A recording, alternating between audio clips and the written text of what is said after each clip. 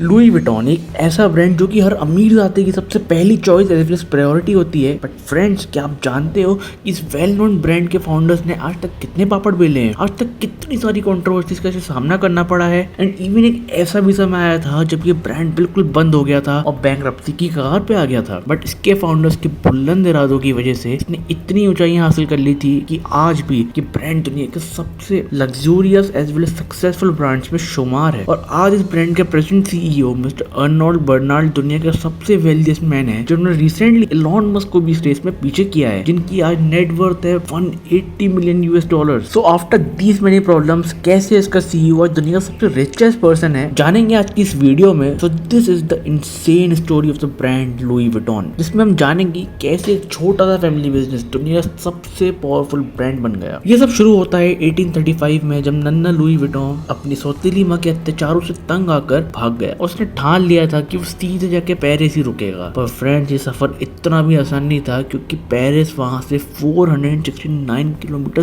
दूर था। And guess what, Louis के पास उसकी जेब में एक फूटी चवन्नी भी नहीं थी, और इसलिए ही जैसे तैसे पेरिस पहुंचने में लुई को लग गए थे 2 साल। पर लुई ने इस समय को वेस्ट नहीं जाने दिया, क्योंकि वो जानता था कि अगर उसे उस शहर में सरवाइव करना है तो उसे कुछ ना कुछ स्किल्स आनी चाहिए। और उसने पूरी कोशिश की नई नई स्किल्स को मास्टर करने की। कभी वो वेटर बना तो कभी शेफ, और कभी उसने बॉक्स बनाना भी सीखा, जो कि शायद उसे सबसे ज्यादा हेल्प करने वाला था लुई विटॉन ब्रांड को एस्टैब्लिश करने के लिए। अब क्योंकि उस समय पेरिस में इंडस्ट्रियलाइजेशन का दौर था, तो उस समय एक्टिविटीज लाइक ट्रैवलिंग पीक पर थी, और इसीलिए लुई को वहां बैगेज पैकर की एक छोटी सी जॉब भी मिल गई थी। Baggage packers are basically those people जो कि लोगों के लगेज को अच्छे से पैक करते थे, एज वेल एज उन्हें अच्छे से ट्रेन में स्टैक कर दिया करते थे। Mainly they were the loaders. अब क्योंकि ये बैगेजेस कहीं सारे हुआ करते थे, बिकॉज उस समय वहां की लेडीज काफी हेवी ड्रेसेस को पहनना पसंद करती थी, और उनके इंडिपेंडेंटली कम से कम 40 से 50 लगेज ट्रंक्स हुआ करते थे। तो फ्रॉम देयर ही नोटिस कि लगेज ट्रंक्स को मैन्युफैक्चर करने का बिजनेस काफी बूम पर होगा। उसने ये नोटिस किया कि उस समय के लगेज बॉक्स इतने बदसूरत और इतने बेकार हुआ करते थे, तो उसने सोचा कि क्यों ना इसमें एक नया इनोवेशन लाया जाए। बट उसके लिए पहले उसका काम सीखना जरूरी था, और इसी बात को नोटिस करने के बाद एक लगेज ट्रंक्स क्राफ्टमैन के अंडर काम करना शुरू कर दिया। अब यहाँ लुई बेसिकली पैसा कमाने नहीं आया था, बल्कि उसका मकसद केवल ये था कि वो ये सीख ले कि बॉक्सेस बनते कैसे हैं। एंड उसने ये सब कुछ सीख भी लिया, और उसने इसमें एक गैप को भी नोटिस किया, जिसे फिल करने से उसके बनाए हुए बैग्स की डिमांड एकदम से बूम हो जाती। उस समय मार्केट में इम्प्रैक्टिकल शेप वाले लगेज ट्रंक्स अवेलेबल थे, जो कि मेटल या वुडन के बने होते थे और काफी बेहुदे लगते थे, और उन्हें एक साथ स्टैक करके रखना भी काफी मुश्किल हुआ करता था। और इसी गैप को फिल करने के लिए लुई ने अपनी एक पर्सनल शॉप खोली with the name Louis Vuitton, और लुई ने उसके अंदर एक नए टाइप के लगेज बैग्स को बनाना शुरू कर दिया। लुई ने बेसिकली वुडन एलिमेंट, जो कि उसके बेहुदे दिखने में सबसे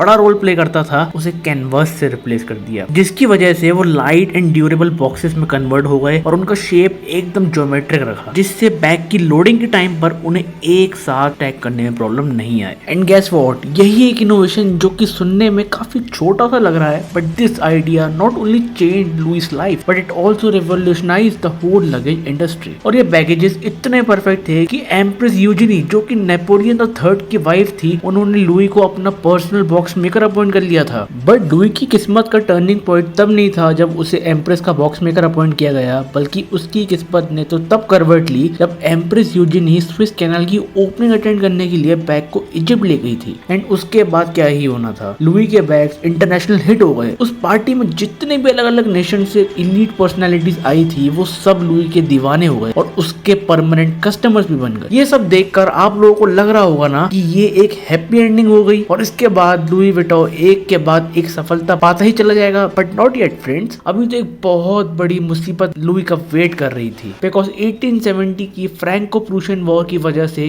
कई लोग घर से बेघर हो गए थे, एंड लुई भी उनमें से एक था। लुई रातों रात अपनी पूरी फैमिली को लेकर फ्रेंच से भाग गया था, एंड इतना नाम कमाने के बाद भी और अच्छा खासा पैसा होने के बाद भी लुई को कहीं रातें रेफ्यूजी कैंप्स में बितानी पड़ी, जिसमें वो बहुत मुश्किल से अपनी फैमिली को 2 वक्त की रोटी दे पाता था। एंड कुछ समय के बाद वॉर तो खत्म हो गई, पर लुई अभी भी मुसीबतों से बचा नहीं था। जैसे ही लुई अपने घर लौटा, तो उसने देखा कि उनके घर और वर्कशॉप दोनों को ही लूट लिया गया था। अब आप सोच रहे होंगे कि लुई फिर से रैक्स वाली लाइफ पे आ गया होगा ना, but is it really true? नहीं, ऐसा नहीं है फ्रेंड्स, क्योंकि लुई के पास एक्सपीरियंस था। उसे मालूम था कि उसे फिर से राइज कैसे कैसे करना है, एंड उसकी गुडविल भी लोगों के बीच में बरकरार थी। अब आप खुद सोचो, क्या लुई ऐसे ही तुक्के में फेमस हो गया था? नहीं ना, बिकॉज वो फेमस इसलिए हुआ था क्योंकि उसने एक इनोवेटिव आइडिया निकाला था, और इस बार भी वो ये जानता था कि अगर उसने एक इनोवेटिव आइडिया निकाल दिया तो इस बार भी सक्सेसफुल होने से कोई भी नहीं रोक सकता है। जिसके लिए लुई ने इस बार लगेज बैग्स पे बेज और रेड कलर के स्ट्राइप्स को बनाना शुरू कर दिया था। अब इस बार बैग्स केवल यूनिक शेप में ही नहीं थे,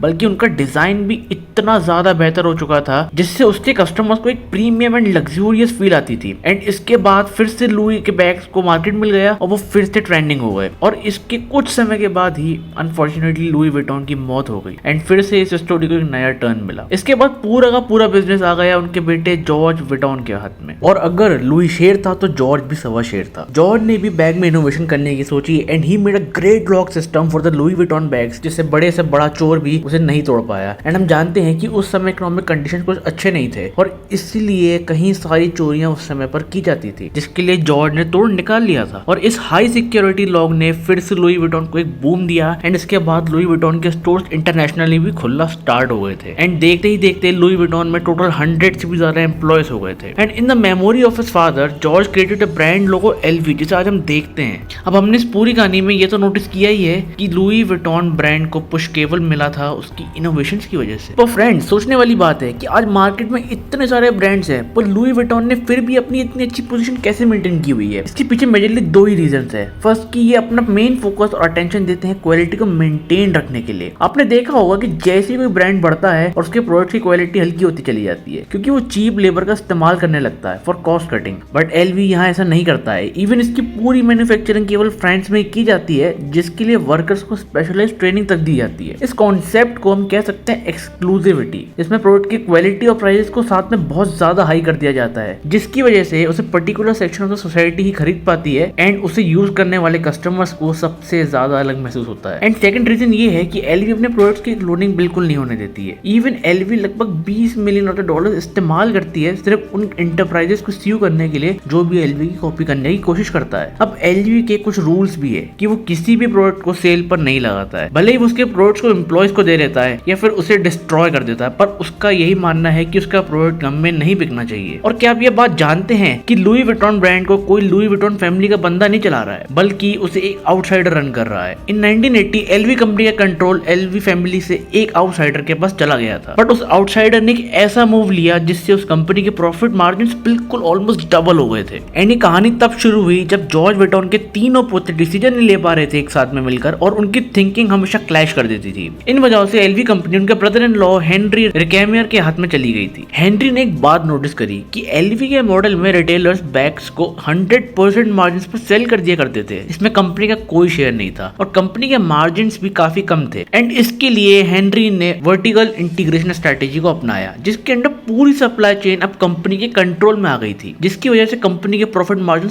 15-20% जो कि नॉर्मल हुआ करते थे उससे बढ़कर 40 to 50% हो गए, जिसकी वजह से कंपनी ने रिटेलर्स, मिडलमैन और प्रॉफिट शेयरिंग नाम की चिड़ियाओं को खत्म कर दिया था। इससे प्रॉफिट मार्जिन तो कंपनी के बड़े ही बड़े, बल्कि कंपनी का पूरा कंट्रोल उसी के हाथ में आ गया था, जिससे कि अब हेनरी क्वालिटी को भी मेंटेन रख सकता था। एंड हेनरी के बाद इस कंपनी को नेक्स्ट संभाला गया था अर्नोल्ड बर्नार्ड के द्वारा, जो कि आज इसके प्रेजेंट सीईओ है और दुनिया के सबसे रिचेस्ट पर्सन है, जिसके बारे में हमने पहले बात करी थी। सो लुई विटॉन की संघर्षों की कहानी यही खत्म होती है, और अगर आप ऐसी और भी वीडियोस देखना चाहते हैं तो आप हमारे चैनल को सब्सक्राइब कीजिए and do press the bell icon and also like the video. Thank you.